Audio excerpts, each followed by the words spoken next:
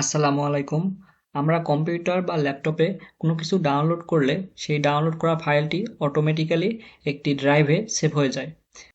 অর্থাৎ ডাউনলোডের জন্য একটি ডিফল্ট লোকেশন সেট করে দেওয়া আছে, যেটাতে অটোমেটিক্যালি কোনো কিছু ডাউনলোড করার সঙ্গে সঙ্গে সেভ হয়ে যাবে।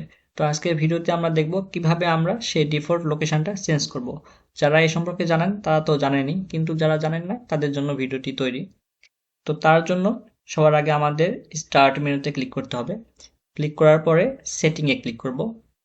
ক্লিক করার পরে সিস্টেমে ক্লিক করার পরে একটু নিচে দেখব লেখা আছে স্টোরেজ। স্টোরেজের এখানে ডান পাশে ক্লিক করব। ক্লিক করার পরে দেখব লেখা আছে advance storage setting. Advance storage সেটিংয়ের এখানে ক্লিক করব। ক্লিক করার পরে নিচে দেখব লেখা আছে হোয়ার নিউ কন্টেন্ট ইজ সেভড। এখানে ডান পাশে ক্লিক করব। ক্লিক করার পরে দেখুন এখানে কোন ধরনের ফাইল কোথায় সেভ হবে সেটা এখানে সব সিলেক্ট করে দেওয়া আছে। এখন আপনারা চাইলে এখান থেকে আপনাদের ইচ্ছা মতো আপনারা কোন ফাইল কোথায় সেভ করবেন সেটা কাস্টমাইজ করে নিতে পারেন। এখানে লেখা আছে দেখুন new apps will save two, এখানে করা আছে নিউ ভলিউম ডি।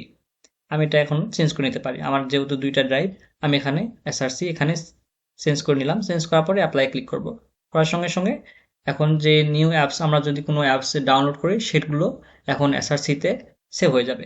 এভাবে আপনারা ডকুমেন্ট এটা আমরা চেঞ্জ করে নেব, করে অ্যাপ্লাই করব।